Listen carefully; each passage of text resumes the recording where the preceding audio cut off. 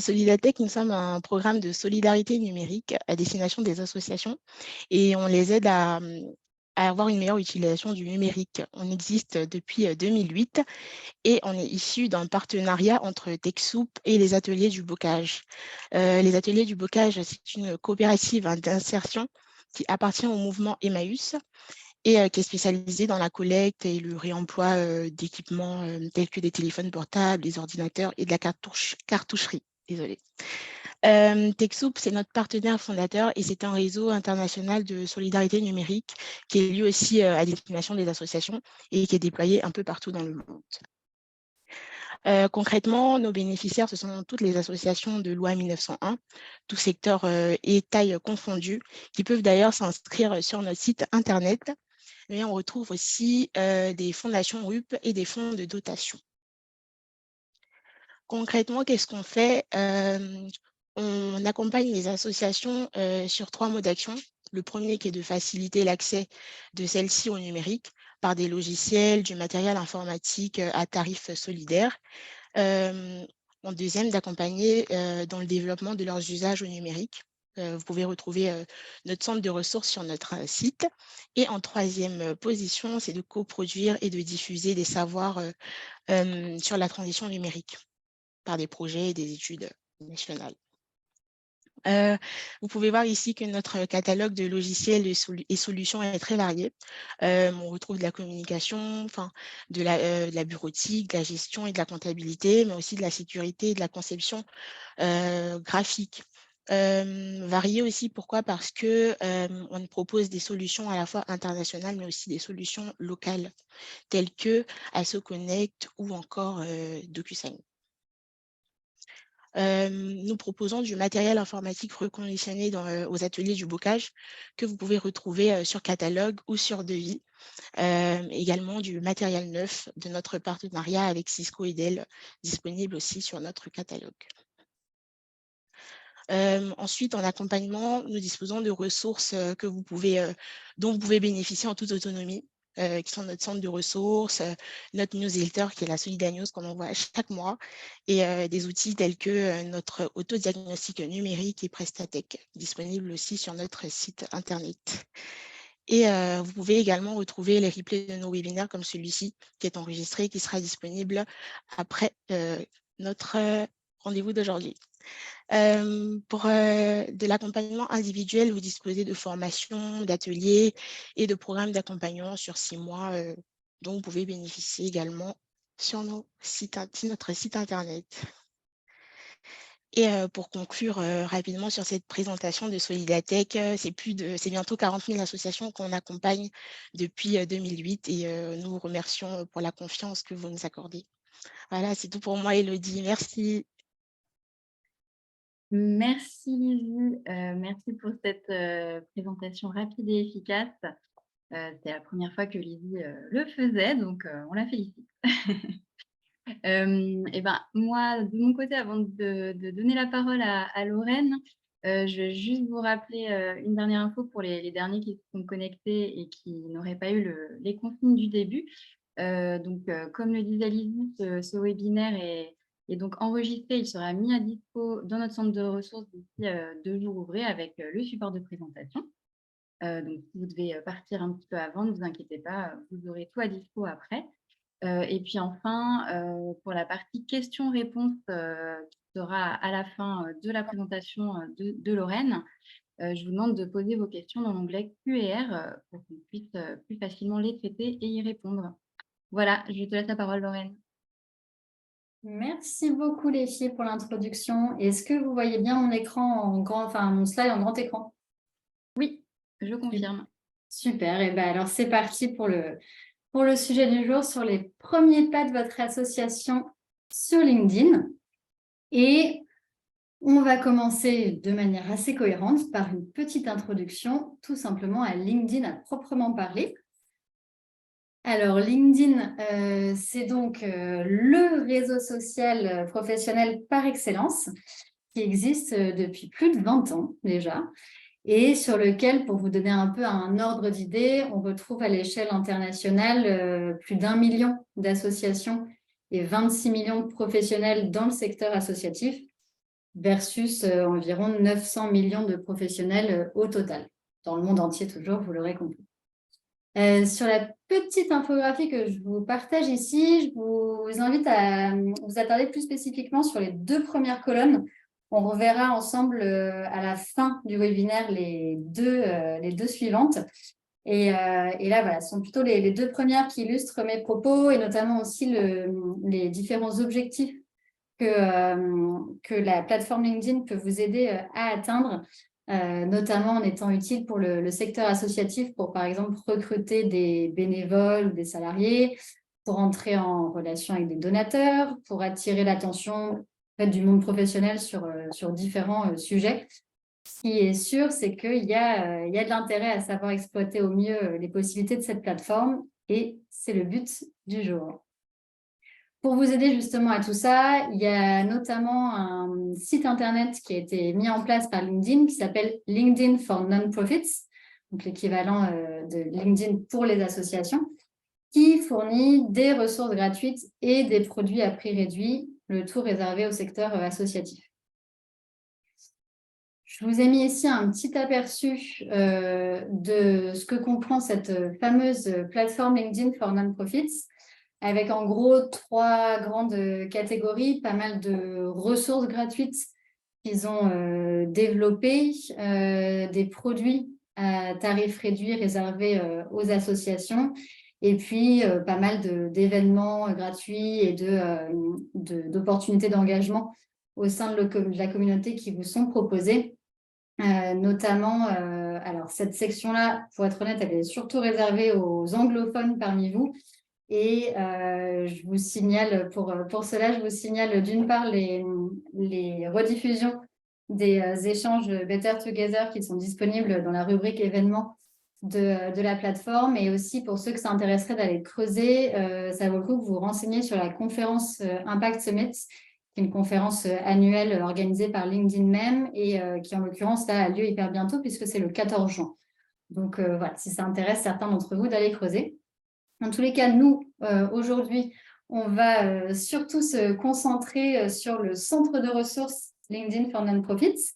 Déjà, ce n'est pas la seule ressource là-dedans, mais c'est quand même l'information principale. Lui, au moins, il a le mérite d'être traduit en français. Donc, c'est déjà pas mal. Et puis, surtout, en fait, c'est ce qu'il y a de plus utile de très loin parmi tout ça quand on débute comme vous sur LinkedIn avec son association. Donc, sachez que, voilà, en gros, régulièrement, je vais faire allusion à certaines ressources plus spécifiques sur ce centre de ressources. Il y a pas mal de mes conseils qui s'appuient dessus et surtout, vous en aurez beaucoup plus en allant consulter ce fameux site dont on vous a mis le lien ici. Et comme vous aurez accès au support après le webinaire dans les jours qui suivent, je ne m'attarde pas plus, pas besoin de prendre en note, si je puis dire. On va parcourir ensemble d'abord, pour commencer, les différents conseils pour tout simplement bien débuter sur LinkedIn avec son association. Et vous allez voir qu'on a 4 étapes à suivre. En l'occurrence, la première, et je ne pense pas que vous allez tomber des nues, il s'agit de créer la page LinkedIn de son asso. Et oui, c'est par là qu'on démarre. En fait, quelle que soit la taille de votre organisation, on vous recommande de créer une page. C'est vraiment, ça peut être utile et porter ses fruits, quelle que soit la taille de votre structure. En l'occurrence, justement, pour le détail de comment s'y prendre étape par étape, vous avez un guide qui est à votre disposition dans la section prise en main de ce centre de ressources. Et les pages donc LinkedIn, elles sont à la fois gratuites et faciles à créer. Ça ne nécessite pas, on va le voir ensemble, un tout petit peu quand même, mais quand même très peu de maintenance, tout en ayant le mérite de vous assurer une présence officielle et fiable sur le net. Donc, ça vaut définitivement le coup de se pencher sur le sujet. Et contrairement à un profil personnel, on va s'y attarder un petit peu plus dans un instant, mais grosso modo qui a pour but de mettre en valeur votre expérience individuelle, votre parcours pro, etc. Là, la page LinkedIn, c'est vraiment conçu pour présenter l'histoire globale de votre organisation et quelles que soient les et encourager les gens à suivre et à s'informer sur vos actualités. Vous avez la possibilité aussi, lorsque vous créez la page LinkedIn de votre association, d'activer la fonctionnalité de notifier les employés. Notifier les employés, ça va permettre de les notifier en fait des nouvelles publications que vous allez poster au fur et à mesure. Et typiquement, c'est un excellent moyen de les encourager à interagir avec votre contenu et à augmenter la portée de votre association. Deuxième étape, ça consiste à rassembler une équipe de choc. Une équipe de confiance, attribuer des rôles et accorder l'accès administratif approprié. En fait, qu'est-ce que j'entends par là? En gros, il existe sur LinkedIn, comme soit dit en passant en général sur d'autres réseaux sociaux, différents niveaux d'accès administrateurs et chacun étant assorti d'autorisations et de niveaux de contrôle différents. Donc, là, en petit sur votre écran et sinon au calme plus tard, vous pouvez trouver une vue d'ensemble des principaux types d'administrateurs dans la section toujours prise en main du centre de ressources. Plutôt que de s'attarder là-dessus, moi, je préférais revenir sur le fond, on va dire, et sur l'intérêt en fait d'avoir plusieurs administrateurs sur votre page LinkedIn d'association. Première raison, et pas des moindres, c'est un excellent moyen en fait, de répartir la charge de travail. C'est-à-dire qu'une fois de plus, là, je considère que je ne m'adresse pas aujourd'hui à des professionnels de la communication qui ont ce rôle principal-là au sein de leur asso, parce qu'auquel cas, je pense qu'ils savent déjà tout ça. Mais là, plutôt à vous qui êtes vraisemblablement responsable associatif, chargé de projet, chargé de collègue, enfin, d'autres missions transverses sans qu'il y ait personne d'identifié au sein de votre asso pour être vraiment responsable à temps plein de la communication. Et du coup, ça peut tout de suite être un petit peu lourd de rajouter toutes les missions en ce qui concerne LinkedIn sur une seule personne.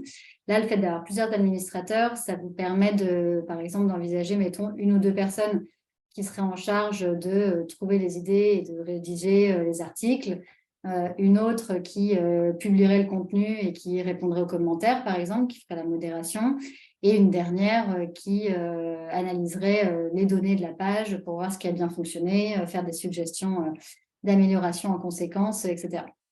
Donc, la répartition de la charge de travail. Après, autre intérêt d'avoir plusieurs administrateurs, c'est que ça permet aux gens de jouer un rôle créatif en dehors de leur mission quotidienne. Ça permet de varier les profils et les expertises qui vont avec pour apporter un peu des idées, des perspectives différentes autour de la table. Et dernière bonne raison de notre point de vue, c'est que si quelqu'un de l'équipe prend des vacances, tombe malade ou que sais-je, vous ne perdez pas l'accès à la page de votre association. Vous aurez toujours un plan de secours, ce qui, soit dit en passant, est une bonne pratique applicable à beaucoup d'autres outils et d'autres domaines. Pour concrètement accorder, supprimer, modifier, etc., ces accès administrateurs, vous devez être vous-même, et attention, moi j'adore, je trouve que ça sonne hyper bien, n'est-ce pas? Vous devez être un super administrateur, c'est littéralement le mot qu'ils ont choisi. Et pour savoir comment faire tout ça, vous aurez toutes les infos détaillées dans la section « Anticiper la maintenance » du fameux centre de ressources. Allez, on passe à la troisième étape, qui est de penser au contenu. Donc, votre page est créée, les administrateurs sont choisis, sont désignés. Désormais, il vous faut penser au contenu et sachez que pour vous donner un ordre d'idée, il est préférable de maintenir une cadence de publication régulière. Par exemple, on va dire, en général, on dit le minimum, on va dire idéalement, c'est une fois par semaine. De cette façon, ça permet que votre asso, elle reste en tête des suggestions des adhérents sans pour autant non plus qu'ils soient submergés et qu'ils se sentent harcelés, si je puis dire, par vos publications. Il faut aussi se rendre compte que si une page n'a pas été mise à jour depuis, par exemple, 6 mois, bah, forcément, si les gens tombent dessus, on a tendance à penser qu'elle est abandonnée, ça n'inspire pas confiance, même sur l'activité actuelle de l'association, etc. Et que, à l'inverse, si quelqu'un tombe sur votre page et constate qu'il y a quelques jours, vous avez publié quelque chose qui leur semble intéressant, etc., bah, forcément, c'est logique, ils auront plus tendance à cliquer sur le bouton « Suivre » et à s'engager avec votre organisation et à suivre ensuite ce que vous proposez. En publiant aussi régulièrement un contenu de qualité, c'est l'occasion d'informer vos lecteurs sur votre cause, de les encourager à agir, par exemple en faisant un don ou en s'inscrivant comme bénévole. Donc, on reviendra là dans quelques sections plus précisément sur exactement quoi publier, comment, etc. Mais je vous signale aussi dès maintenant ce qui s'affiche à votre écran, donc de ne pas hésiter à aller creuser sur la section « Quel contenu publier et de quelle façon » sur le centre de ressources LinkedIn for Non-Profits. Allez, dernière étape pour cette première partie qui consiste à impliquer d'autres parties prenantes. Alors, qu'est-ce qu'on appelle partie prenante ? En fait, partie prenante, là, dans ce cas de figure-là, ça va être vraiment toute personne qui est impliquée dans votre organisation et qui a intérêt à ce que celle-ci réussisse. Donc, ça peut être large, ça va être employé, mais aussi bénévoles, adhérents, membres du conseil d'administration, partenaires, etc. Et donc, l'idée, c'est d'inviter ces parties prenantes à participer à votre stratégie LinkedIn en les encourageant à aimer, commenter, partager vos posts avec leur réseau. En fait, il faut se rendre compte que c'est une action qui est quand même assez simple de leur côté, mais qui peut vraiment avoir de réels avantages, puisque à chaque fois qu'une personne s'intéresse à l'une de vos publications, une fois de plus, qu'elle aime, qu'elle commente, etc., qu'elle partage, elle expose votre post et donc votre page, votre association à son propre réseau. Donc, c'est clairement une manière simple de gagner en visibilité. Je pense que si parmi vous, la plupart, bon, normalement, pas encore de page LinkedIn pour leur association, il y en a sûrement quand même certains qui en ont une à titre personnel. Et si vous avez déjà parcouru LinkedIn à titre individuel, c'est quasiment sûr que vous avez déjà vu passer des messages d'une personne que vous ne suivez pas. Et c'est justement parce que l'un de vos contacts a dû réagir d'une manière ou d'une autre à ce message que LinkedIn vous pousse l'information et donne de la visibilité à ce message-là. Donc, impliquer les parties prenantes, c'est aussi un très bon moyen en fait, de donner la possibilité à vos bénévoles de vous soutenir davantage facilement. Une fois de plus, on n'est pas sur quelque chose ni de chronophage, ni de techniquement compliqué pour eux. Partager ou commenter un article, ça prend quelques secondes et en même temps, une fois de plus, ça participe à faire la différence. Et si vous arrivez à leur faire prendre conscience de ça, ça peut vraiment jouer en votre faveur sur la visibilité de votre association sur LinkedIn. On va poursuivre avec un petit aperçu, une petite comparaison en fait entre les profils LinkedIn et les pages LinkedIn. Quand on ne connaît pas du tout la plateforme, c'est vrai que la distinction elle peut prêter à confusion, alors qu'en fait c'est assez simple. Donc là, l'idée c'est que rapidement, on clarifie tout ça pour ensuite que vous puissiez déterminer ce qui convient le mieux à votre association. Allez, on commence par le profil LinkedIn. Le profil LinkedIn, c'est ce que je disais que je pense certains d'entre vous ont quand même déjà autour de la table. Là, c'est vraiment conçu pour les particuliers. C'est ce qui vous permet de raconter votre histoire professionnelle, de souligner où vous avez travaillé, quelles sont vos compétences, les réalisations que vous avez accomplies au cours de votre carrière, etc. On va dire que le profil LinkedIn, c'est mettons un peu une sorte de CV vivant et de carte de visite combinée. Ça vous permet à titre une fois de plus, individuel, de postuler à des emplois, de nouer des contacts professionnels, de montrer globalement en fait comment vous souhaitez être perçu en tant que professionnel. Alors que la page LinkedIn, ça existe pour présenter vraiment la vue d'ensemble d'une organisation. Alors, toute organisation, du coup, là, bien évidemment, avec la casquette Solidatech, on se concentre sur le côté associatif, mais vraiment, il y a aussi des entreprises, etc., qui ont des fondations, toutes sortes de structures juridiques qui peuvent avoir leur page LinkedIn. Mais en tout cas, le point commun, c'est qu'on est toujours on réfléchit à l'échelle de l'organisation. Le but, c'est d'établir pour l'association une présence officielle sur LinkedIn et de présenter non seulement sa mission, sa culture, mais aussi son équipe. En fait, il y a des ponts qui peuvent être faits entre les profils et les pages. Chaque personne qui, sur son profil, mentionne qu'elle travaille ou qu'elle a travaillé ou fait du bénévolat, d'ailleurs, selon la section, pour votre structure, donne de la visibilité aussi à votre structure. Et inversement, on retrouve un onglet personnes sur votre page pour pouvoir identifier quels sont les employés au sein de votre structure. Et donc, vous l'aurez compris par rapport à ce qu'on se disait avant, la page LinkedIn, c'est vraiment pour... ça a aussi l'intérêt de permettre aux gens de suivre vos actualités et de rester informés en ce qui concerne votre asso. Maintenant qu'on est au clair, en tout cas j'espère, sur les différences principales entre profil et page, on va voir ensemble quelques bonnes pratiques en ce qui concerne l'un ou l'autre. On va démarrer par 2 conseils qui concernent votre profil individuel LinkedIn. Alors, pourquoi est-ce que je prends quand même la peine de vous partager des conseils en ce qui concerne votre compte individuel, alors que finalement, on vient de voir que pour l'asso, c'était la page qu'il fallait faire.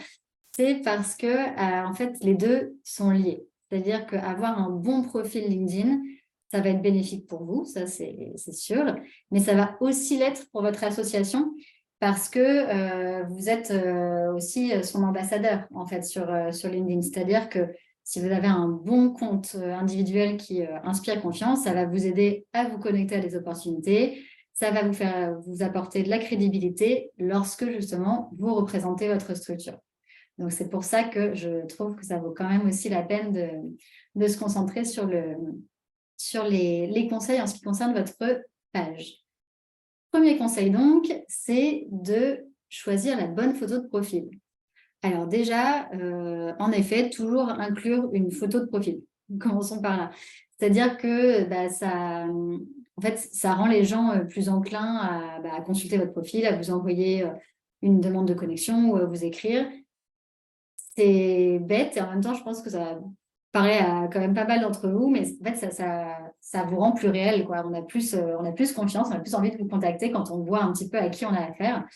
Et du coup, c'est particulièrement important si vous avez l'intention d'entrer en contact avec des personnes au nom de votre association.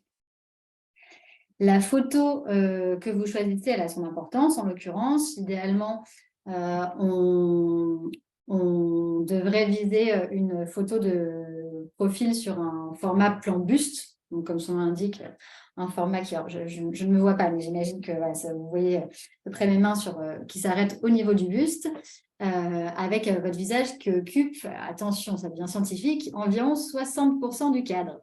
Bon, il n'y a pas besoin, bien sûr, de sortir votre double décimètre pour ça. Ça vous donne un ordre d'idée. Et surtout, si vous n'avez pas de plan exactement comme ça, ce n'est pas grave. Un selfie de qualité, une photo prise par un collègue, ça peut aussi très bien faire l'affaire. Ce qu'il faut surtout éviter, c'est les photos de groupe sur cette photo de profil.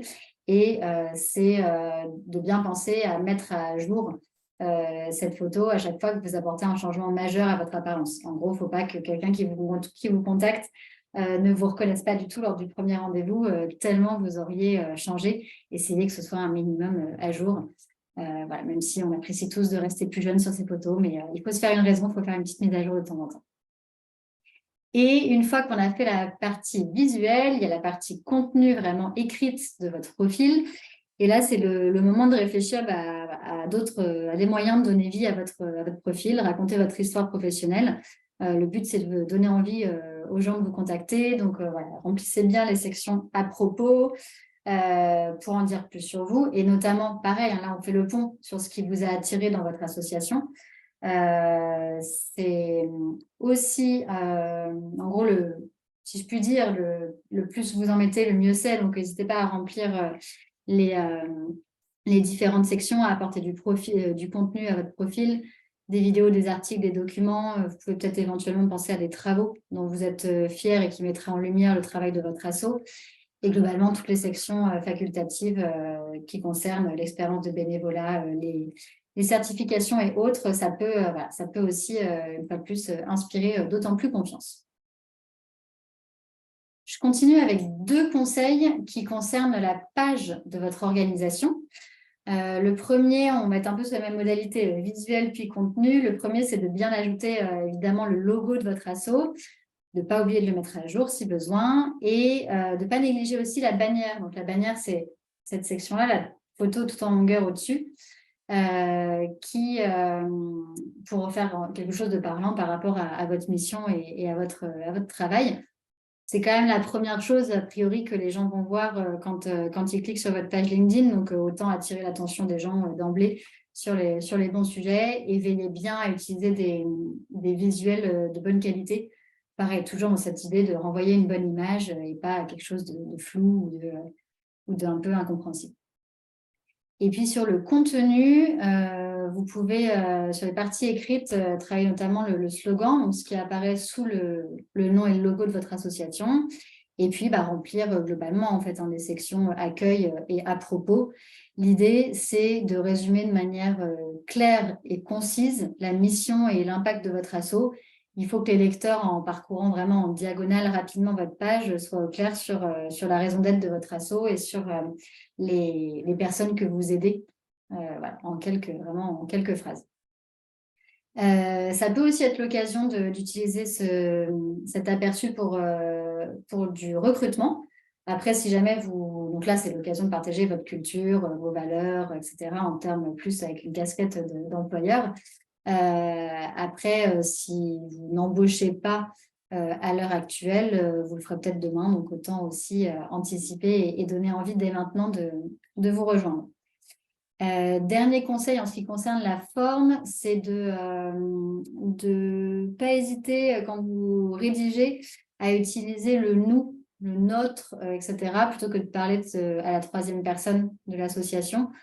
Ça contribue au milieu d'autres choses, mais voilà, à rendre la page plus chaleureuse, plus conviviale, de même que vous pouvez vous adresser en disant « vous » au lecteur et en lui indiquant comment concrètement il ou elle peut contribuer à votre mission. Petit détail aussi sur l'aperçu de votre page, vous pouvez, en tant qu'administrateur, ajouter un appel à l'action personnalisé, ce qu'on appelle CTA, en haut de votre page. Donc là, ça vaut le coup que vous alliez regarder parce qu'il y a plusieurs possibilités assez variées. Ça peut aller de consulter le site web à s'inscrire ou faire un don, par exemple.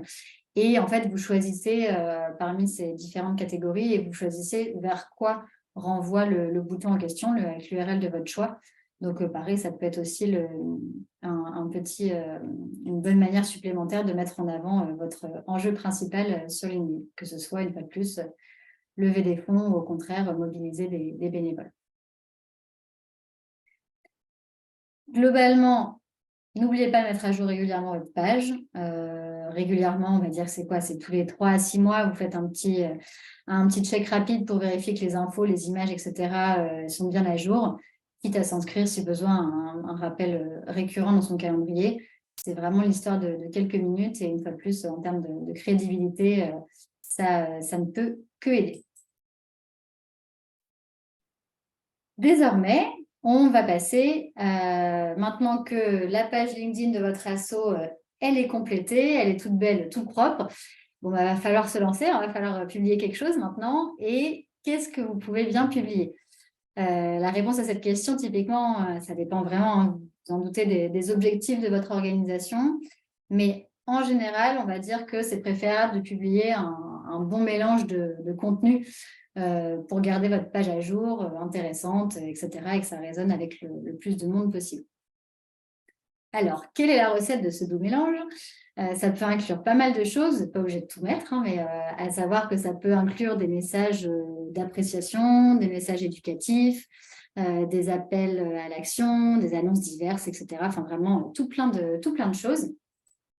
Et si on creuse un petit peu, par exemple, les messages d'appréciation, ça va être un très bon moyen de mettre en avant les personnes qui rendent votre mission possible et de les encourager, c'est l'idée, hein, forcément, à continuer de s'engager à vos côtés. Donc, par exemple, ça peut être partager des photos de vos bénévoles en action pour donner aussi, et pour leur, on va dire, leur rendre honneur, et pour donner un aperçu concret du type d'activité auquel les lecteurs pourraient s'inscrire et participer, eux aussi. Vous pouvez également publier un message de remerciement à l'intention d'un donateur ou d'un partenaire en particulier, avec son autorisation, bien entendu. Ça, c'est une tactique qui est particulièrement utile en général pour développer vos relations avec les entreprises donatrices et les partenaires, parce que au milieu d'autres raisons, mais ils sont quand même aussi souvent en partie sur LinkedIn pour leur image de marque, et forcément, ils apprécieront que vous les aidiez à faire connaître, on va dire, leurs efforts philanthropiques. On peut retrouver aussi donc, des messages destinés à informer votre public sur la mission, les programmes, son travail, etc. Là, ça peut revêtir plusieurs aspects, mais ça peut être par exemple de partager du contenu destiné à approfondir la compréhension des problèmes auxquels sont confrontés vos adhérents. Vous pouvez également mettre en avant les principales conclusions d'un rapport récent, par exemple, afin d'attirer l'attention de personnes qui n'auraient jamais pensé à votre cause d'eux-mêmes. Dans tous les cas, voilà, veillez à partager des histoires qui démontrent l'impact de votre organisation. Et dans la mesure du possible, c'est une bonne pratique aussi de faire participer les bénéficiaires à travers des témoignages ou autres. C'est parlant, c'est très parlant aussi pour le lectorat. Tout ça, ça peut aussi être au service, ces messages éducatifs et informatifs, d'autres messages que vous allez poster à d'autres moments. Et ça peut notamment être un très bon moyen d'inciter les personnes qui vous suivent à répondre à des appels de collecte de fonds, à la mobilisation sur du bénévolat, etc.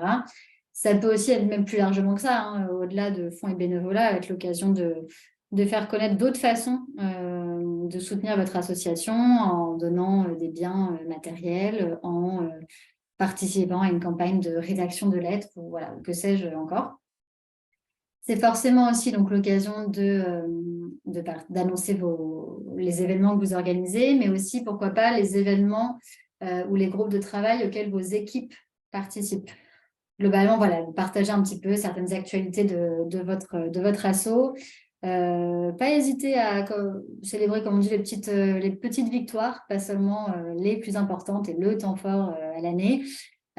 Certes, vos lecteurs n'ont pas besoin d'être au courant de tout ce qui se passe dans les coulisses, mais voilà, partager des petites mises à jour régulières, pareil, ça reste un bon moyen de garder à l'esprit pour votre lectorat le travail de votre asso. Je vous ai mis ici quelques exemples de publications pour illustrer ce que je viens de vous partager. Donc, typiquement, là, vous avez les Restos du Cœur avec un message de remerciement envers un partenaire sur un petit format vidéo. Un message d'Utopia 56 qui partage plusieurs photos de ses bénévoles sur le terrain. Et WWF France qui sont, eux, sur un message éducatif, en l'occurrence sur les dangers rencontrés par les tortues luttes en Guyane, sur un format à nouveau vidéo. Vous voyez, ça peut revêtir vraiment plein de formats différents. On a vu ensemble ce qui était préférable, on va dire, de publier, un petit mix de tout ce qu'on a vu avant.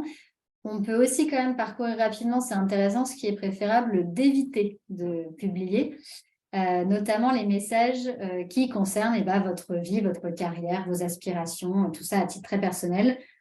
Vous l'aurez compris, ça c'est réservé plutôt à votre profil personnel.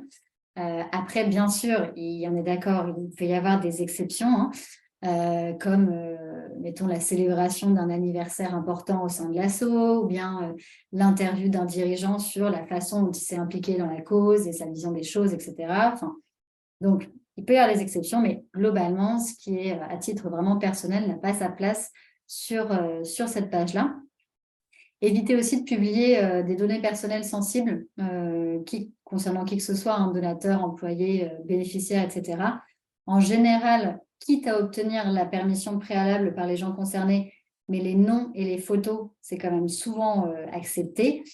Mais par contre, on va dire qu'on s'arrête à ça et on évite surtout de publier coordonnées téléphoniques ou adresses, etc. Enfin, toute information qui pourrait en fait compromettre la sécurité ou le bien-être d'une personne. C'est bien aussi d'éviter de poster des liens, juste des liens, sans aucun contexte, des liens vers un site externe, en particulier si c'est des sources que vos sympathisants ne connaissent pas forcément. Le but, c'est quand même toujours d'essayer de fournir un peu de contexte et de donner aux gens voilà, une bonne raison de cliquer dessus et de leur inspirer confiance. Et enfin, éviter tout contenu qui violerait les politiques communautaires de LinkedIn. Donc, là-dedans, c'est inclus tout ce qui concerne le harcèlement, les contenus abusifs, les informations fausses, trompeuses et autres.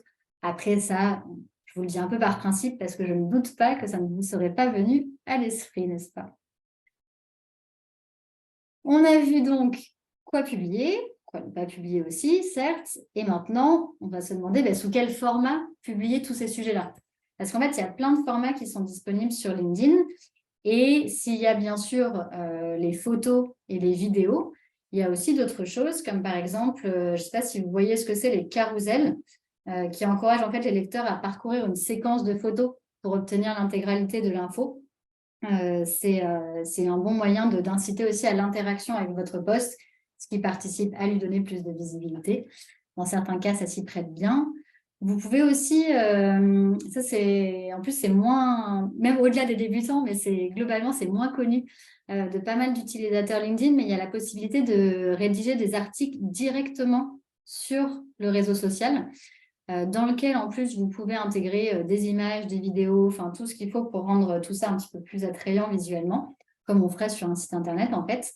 Et même si vous êtes très motivé et que vous souhaitez en fait publier carrément une série d'articles sur un même sujet, vous avez la possibilité, et là je parle bien toujours au sein de LinkedIn, de créer ce qu'ils appellent une newsletter. Et les gens en fait pourront s'abonner et être avertis lorsque vous publiez un nouvel article sur ce sujet. Il y a plein d'autres formats encore qui existent, des documents, des présentations, des PDF. Dans tous les cas, on garde cette bonne pratique, comme pour les URL, de donner un petit peu de contexte et de ne pas juste poster le document lui-même.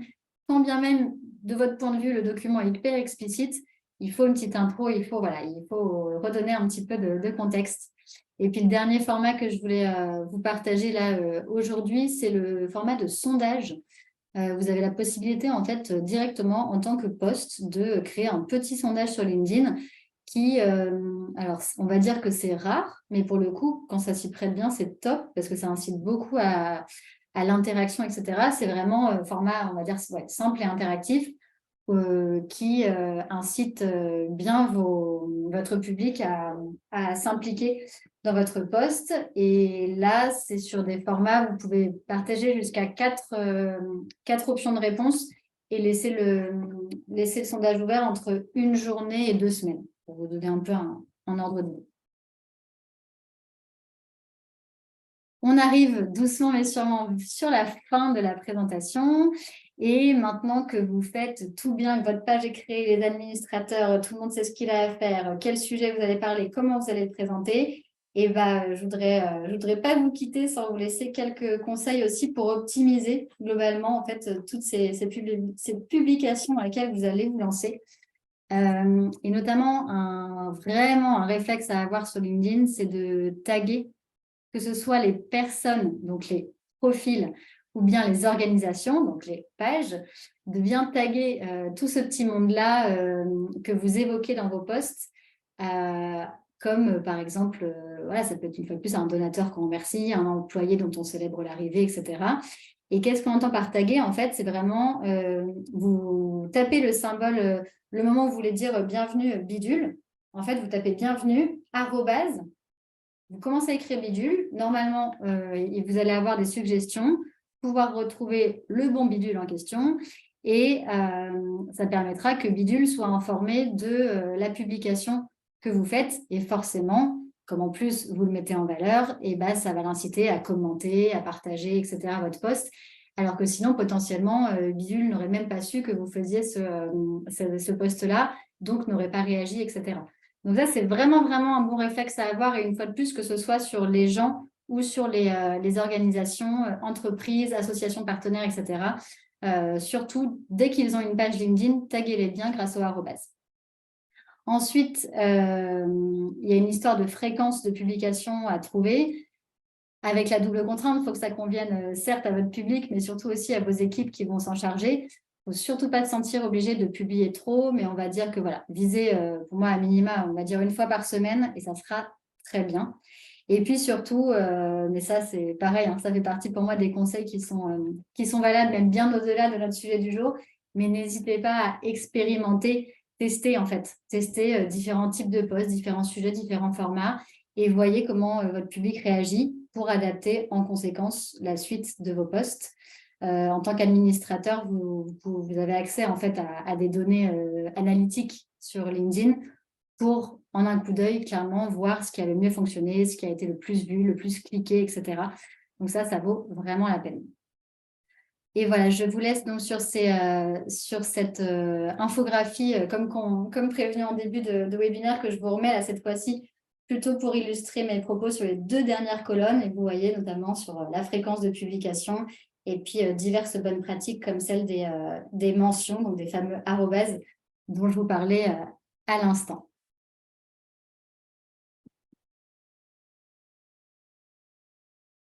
Très bien, merci Lorraine.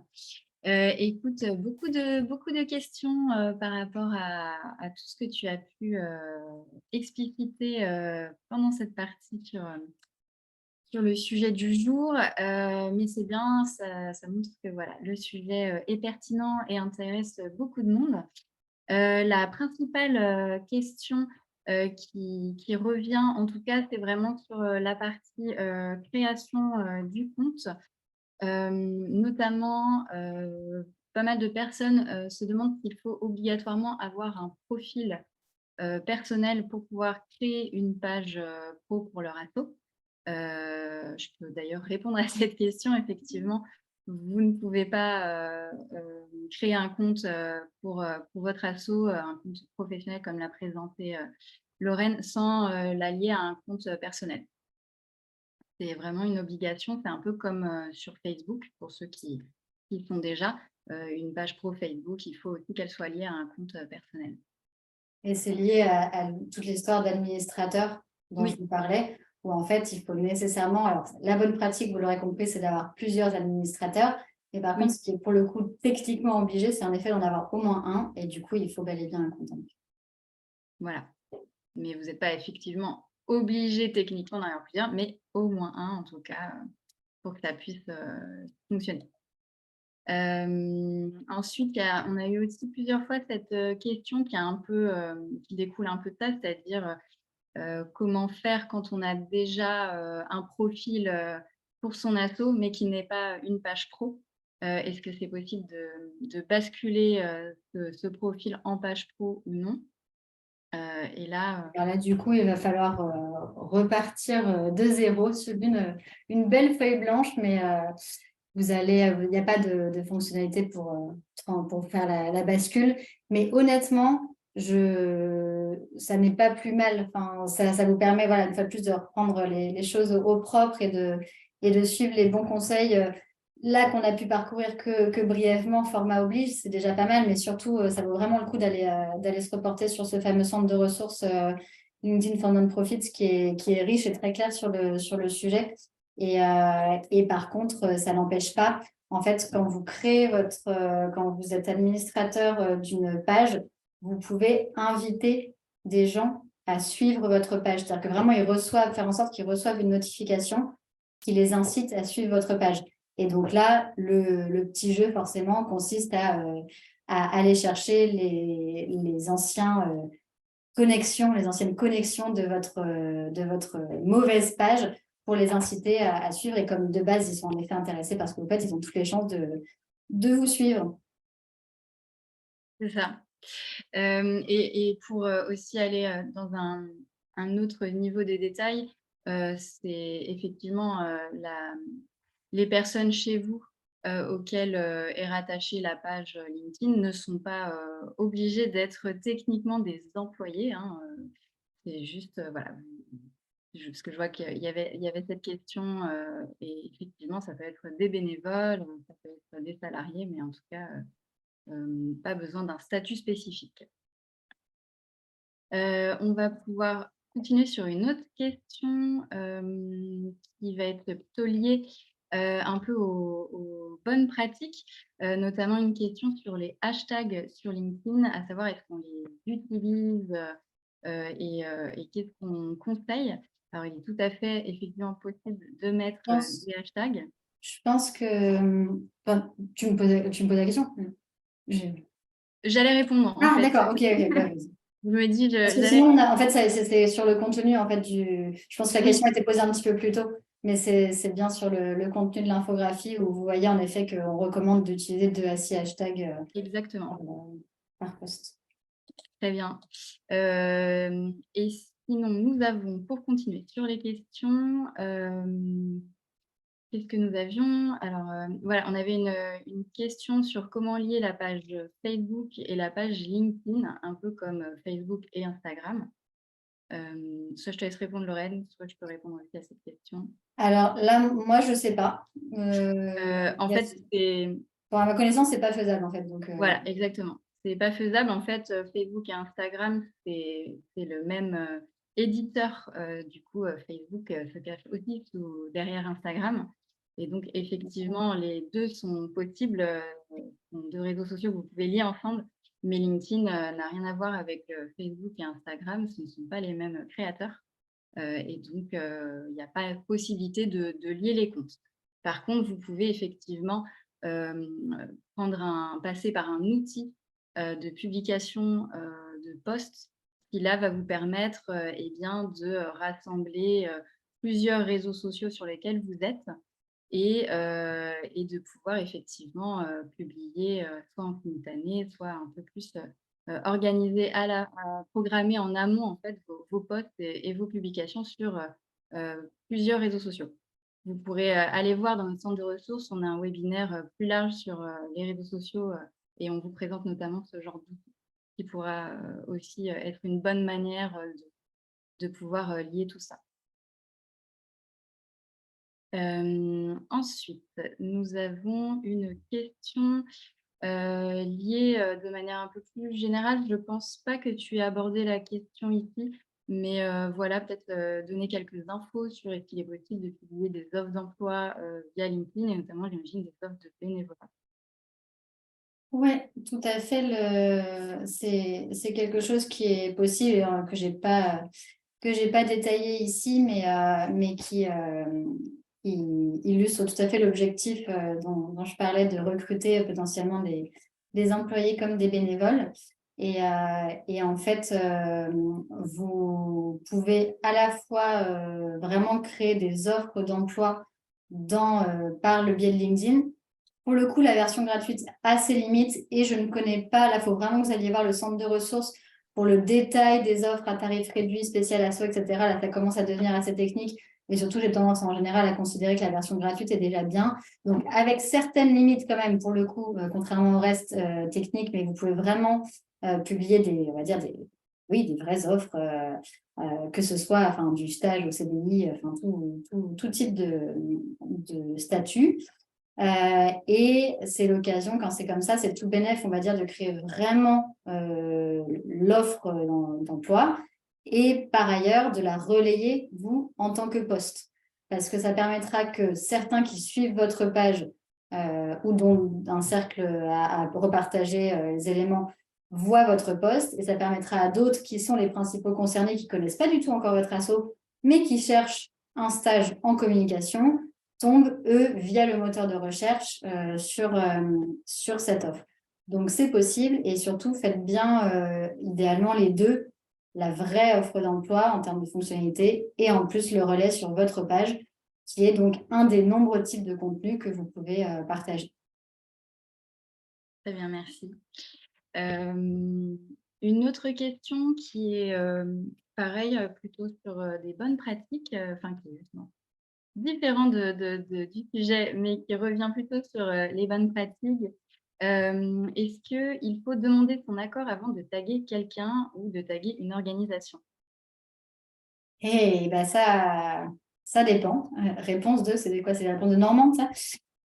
Non, ça dépend en vrai, c'est-à-dire que oui, dans certains cas de figure, faut demander l'autorisation, notamment, vous voyez dans le cadre d'un peu de l'exemple que je vous montrais d'Utopia, avec des photos en gros plan de bénévoles qui vraiment, voilà, que ça expose, qui sont en plus potentiellement sur des sujets associatifs qui, voilà, ont quand même des vrais partis pris, etc. Et ben là, plutôt que, enfin, ça serait délicat de mon point de vue de taguer Lucie Duchemol avec sa tête en gros plan, alors que Lucie, elle n'en avait aucune idée, elle n'avait rien demandé. Puis en plus, là, ça ne l'arrange pas trop parce que tel truc. Donc là, oui, il faut lui demander. Après, publier voilà, une photo je sais pas, d'un webinaire que vous avez organisé en demandant juste à tout le monde autour de la table à l'oral, ça vous va si je prends une capture d'écran et qu'après je partage sur les réseaux sociaux, si vous ne voulez pas, sinon coupez votre écran, etc. Normalement, en général, quand on est avec des gens au sein de l'asso sur les longueurs d'onde, ça suffit amplement. En général, avec les partenaires, oui, c'est bien aussi. Il y en a avec, en fait, c'est toujours pareil, si c'est un partenaire au long cours, ça fait 4 ans que vous bossez avec, etc. Vous n'avez pas besoin de lui demander de valider chaque poste. Par contre, un nouveau partenaire va vérifier que ça te va si on t'évoque sur LinkedIn, etc. Nous, je sais que dans l'autre sens, même, hein, c'est quelque chose qu'on nous demande régulièrement et on apprécie la demande et on répond volontiers. Et à l'inverse, bien entendu, et heureusement, c'est le jeu de la plateforme, on ne nous demande pas notre autorisation pour partager nos posts, etc. Donc, c'est un peu au bon sens de vos relations partenariales et bénévoles notamment. Mais globalement, si vous avez un doute, on va dire oui. Très bien. Merci pour ta réponse, Lorraine. On va prendre une autre question. Si tu veux, je peux répondre. Gaëlle se demandait en fait si le nombre d'impressions d'un post est trop faible, comment faire pour dynamiser cela gratuitement. Donc, impression, c'est-à-dire le nombre de personnes en gros qui ont vu dans leur fil sur LinkedIn votre post et puis qui ont aussi pu interagir avec, etc. Eh bien, l'idée, effectivement, c'est pas toujours facile. C'est peut-être d'identifier un peu les moments, les périodes où vous pensez que votre audience sera plus présente. Donc, poster peut-être plus le week-end ou alors plutôt dans la semaine, selon voilà, à qui vous vous adressez. Est-ce que c'est à vos bénévoles? Est-ce que c'est à des partenaires, etc. Et puis, surtout, eh ben, faites appel à votre équipe interne qui ont des profils LinkedIn et leur demander, pourquoi pas, d'aller liker le post de l'association, de le repartager sur leur profil perso pour effectivement essayer de booster et de dynamiser la vue à des personnes un peu plus externes à seulement ceux qui sont abonnés sur votre profil, enfin sur votre page de l'association. Voilà, je ne sais pas si tu as d'autres choses à rajouter, Laurent. Ouais, très bien. Éventuellement aussi, au-delà des partages internes, de retomber, surtout si vous ne l'aviez pas fait dans un premier temps, sur ces histoires de tags aussi. Et en fait, si vous ne l'avez pas fait sur votre post initial, vous avez aussi la possibilité de le faire en commentaire. Donc, on peut envisager de taguer certains de votre réseau que vous savez que ça intéresse potentiellement pour des raisons X ou Y, que ça pourrait être des bons relais en ayant pour but et de les informer eux-mêmes et qui sait si vous les avez bien briefés avant sur aussi tout l'intérêt dont vous avez maintenant conscience qu'ils relaient, etc., ça pourra les inciter à commenter, relayer et redonner un petit peu de visibilité à votre post. Très bien. Je vais aussi répondre rapidement à une question qui a été un peu posée plusieurs fois. Notamment, c'est qu'est-ce qu'il est plus conseillé, sur quelle plateforme en fait, de réseau social il est plus conseillé de se placer. Effectivement, on n'a pas toujours les équipes qu'il faut pour pouvoir être présent sur tous les réseaux sociaux. Et donc, vous pouvez vous demander sur laquelle il est plus conseillé de recruter des bénévoles ou des dons. Est-ce que c'est sur Facebook, Instagram, LinkedIn, etc. Ce qu'on va faire, c'est que Lizzie va vous mettre dans le chat le lien vers le replay de notre précédent webinaire sur le sujet. Vous aurez déjà un petit peu plus d'infos là-dessus. C'est fait, ouais. C'est fait, eh bien, très bien, super. Et je vous invite vraiment à aller creuser le sujet, parce que c'est vrai que ça va être très varié. Ça va vraiment dépendre aussi de votre association et de ce qu'elle propose et de son activité. Merci Lizzie, en tout cas, d'avoir partagé le lien. C'est super. Alors, une autre question. Il y en a de nouvelles qui sont arrivées aussi. Et qu'est-ce qu'on peut prendre? Qui va être un petit peu les questions les plus posées? Ça revient encore un petit peu sur ce côté, effectivement, je pense que tu l'as un peu évoqué, mais peut-être que c'était pas, il faudra peut-être apporter un petit peu de précision, notamment un peu quelles sont les bonnes pratiques puisque effectivement, la page de l'association, est forcément liée à au moins un compte, un profil personnel. Comment ça se passe si, cette personne n'est plus dans l'association? Un petit peu en fait comment, s'assurer, de pérenniser, l'accès à cette page. Je pense que tu avais évoqué quand même un petit peu des pratiques là-dessus. Je te laisse Ouais, peut-être d'autant plus vu le timing, plutôt que de radoter, je vais vraiment vous renvoyer vers le replay et le support.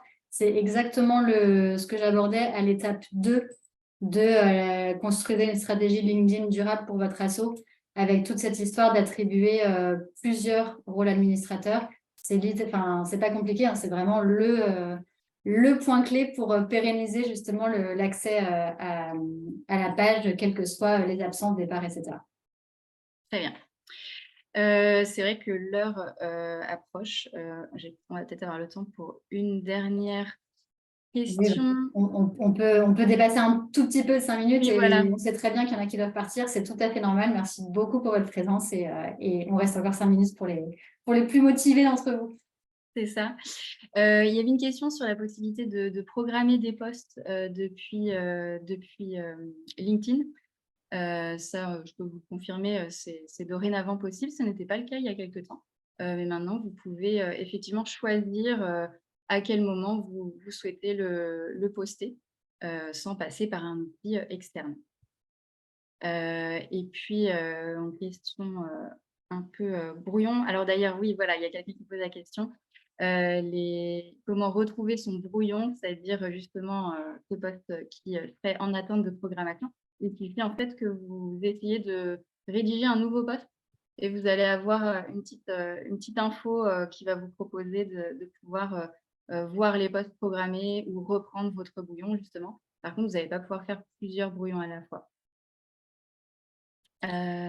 Et enfin, je ne sais pas si tu l'as évoqué, mais un petit peu quels sont les conseils, en tout cas pour aller prospecter et faire de la levée de fonds sur LinkedIn.